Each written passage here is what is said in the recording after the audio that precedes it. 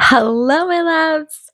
Happy full moon to you if you're watching this on the day it comes out. But today, aside from that, we're here because we're moving into the element of water within our 78 Deep course. If you have no idea what I'm talking about, every year I host a tarot study challenge slash course that is completely free to my community where we go through all 78 cards in the tarot and study it through a particular lens so that we can expand our understanding of each of the tarot cards and open ourselves up to whatever it is that we would like to strengthen within our practice. It's really, really fun. We have a Instagram group where we're posting our cards every day or every week for those who are doing the challenge less frequently. And it's really fun to see kind of the energy everybody's working with every day and look at some different decks and things like that. We also have a course hub where there are resources like this video to help you along the way. If you'd like to join us, you can do so by following the link down below. But as we continue our elemental journey through the cards, today we're moving into the element of water. So we're looking at all of the cups, the suit of cups, Ace through 10, all the minors, the court cards, and the majors that are associated with the element of water through their astrological associations. If you would like to get a list of those cards, those are also in the hub for you. You can print out the download. It will show you all of the cards that are within the water element. But I want to talk about the element of water and its representation within the cups so that we can get a really good foundation of what it is that we're kind of playing with as we move through these cards. But I also want to keep the focus on our lens through which we're viewing the tarot this time around. So we are focusing this year on the structure of tarot. So really digging into and breaking down the structure that is contained within each card.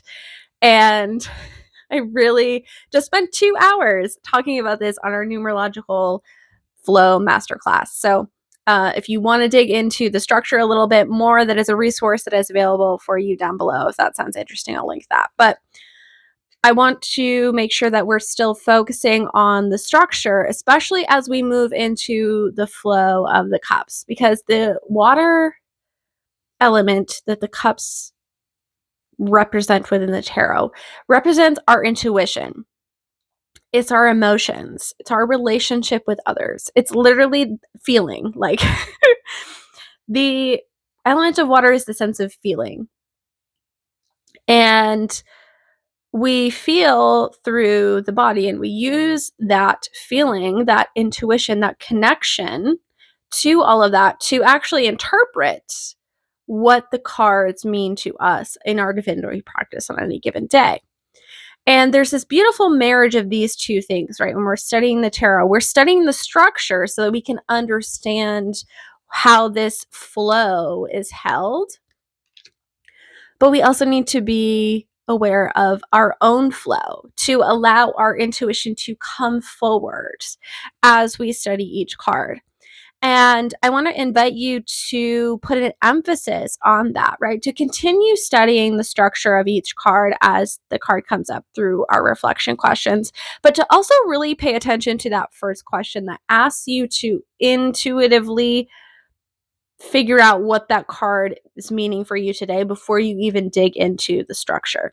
Because ultimately, right, as we are practicing divination, as we are divining, those meanings and how that applies to you is coming through you. We use the tarot as the doorway, as the gateway, as the mirror to be able to ground ourselves into that etheric field, to have a point of reference as to what it is that we're feeling and trying to kind of pull through us, right? The structure grounds us, but ultimately it is what is coming forth through us that matters. So I want to encourage you to play with that, to allow yourself to go beyond the scope of the meaning of the card traditionally, especially if you're someone who is further along in their journey, to let something come through that maybe surprises you about what that card is bringing up up within you today, even if you don't think right off the bat that it's associated with that. And if you're brand new to tarot, because I know we have several people joining us who this is their first interaction with tarot, which is so exciting, and I'm honored that I get to be part of that. If that is you, allow this to be your invitation to trust yourself as you start this journey or continue this journey through this element of really giving yourself permission to feel into your intuition first and use the structure as a supplemental study with that, and to not fall into the trap of thinking that you're wrong if the particular deck that you're using has a different card meaning than what you felt.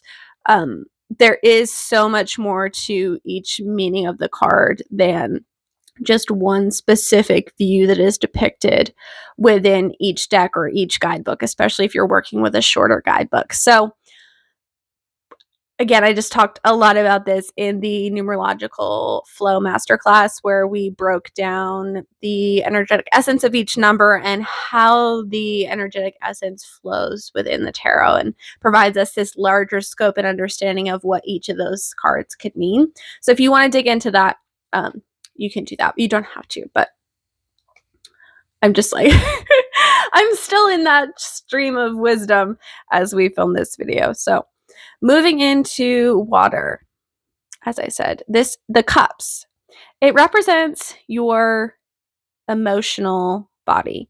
It represents your intuition, your divine wisdom that pours through you.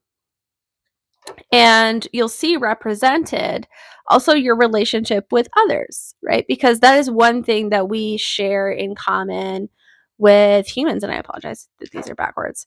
But one thing that we share in common with humans, right, is our relationship.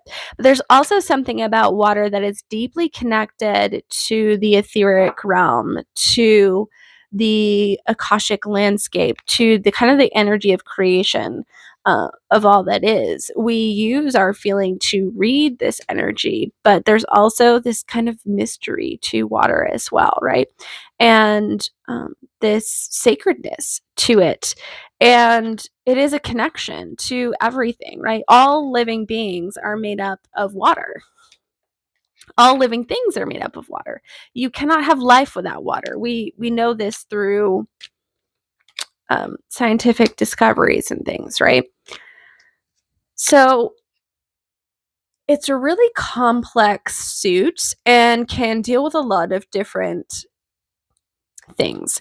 And as we go through the tarot, depending on what way you've chosen to play within this, you might be choosing your cards intuitively every day. You might be following just the prescribed order of ace through whatever.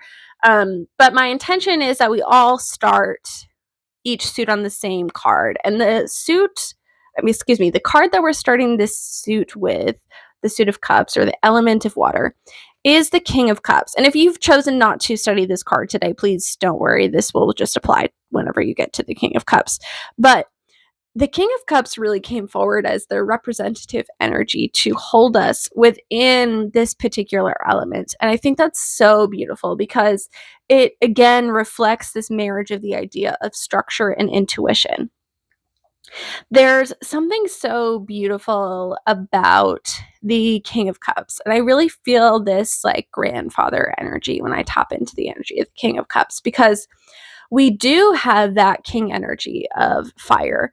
And the kings really are the space holders. Like they hold the structure and the space for whoever is coming to him as an elder to explore that element. So here we're exploring the cups, right? So when we think of the King of Cups, he is the solid like foundation that holds space for us to explore everything that is related to the element of water. And he has this beautiful strength and softness about him. And there is that pillar aspect with the fire element where he kind of holds the wisdom of transformation. And the kings also holds this energy of the precursor of change. And with that, though, there's this invitation in the energetic presence of this archetype to allow yourself to unfold, to unravel, to spill open and explore and reconstruct things in a new way. He almost represents the space holder for this breaking point. And I don't mean breaking point as in because we can't, like, not a point of stress, right? We're not talking about like the tower breaking point. We're talking about this point where we choose actively to either sit deeply with our emotions, whether that be shadow work or just self exploration, and allow them to be what they'll be and begin to flow and form in a new way. He's very contemplative. And this energy to me is just so juicy and beautiful because that is one of the aspects of the tarot, right? That is kind of one of the roles of tarot, is to be a structure through which we can view ourselves and our relationship to all that is in a different way. And we have to use our feeling senses in order to do that. So, as we explore this element, since we're starting with the King of Cups, I really feel the call is to dig into those things that are a little bit more difficult. If you're feeling up to it, this is a great element to do shadow work with, to really get honest about how you feel and to perhaps see the way that you operate your emotional body or the way that your intuition flows in a new way, right? Because sometimes we can get really hung up on the fact that we don't have intuition in the same ways that other people do. We get into a trap of comparison or shoulds, or we don't really pick up on what we're feeling. We don't trust that knowing because we're looking to other things and comparing it and kind of putting ourselves down, right? So this is really an invitation as we move through this element to allow that feeling, that trust to come alive within you, to fuel your study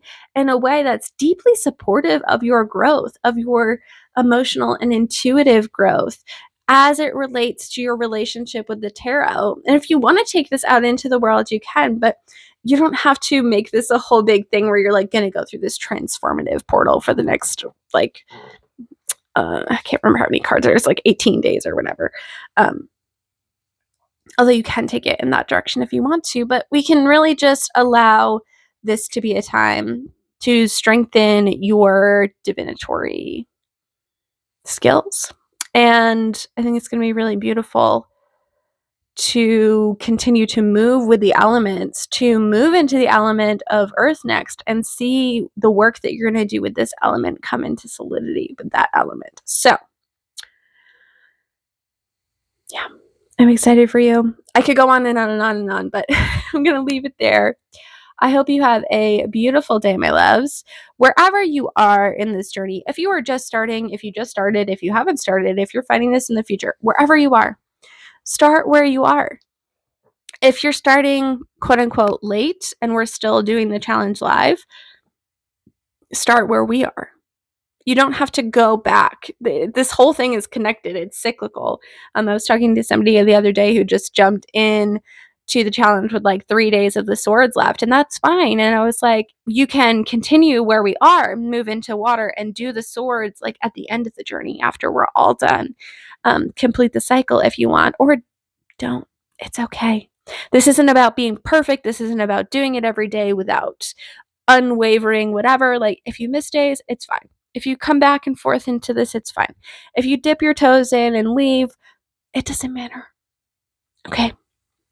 It's all about having fun, studying our cards, sitting in our beautiful Annaline community together, getting excited about stuff together, and enriching your learning in whatever level of commitment that you can muster at the moment. So, my loves, sending you so much love. I can't wait to see where we go with this element. All of the links to the things that I mentioned will be down below, and I will see you guys in my next video. Take care, my loves. Bye.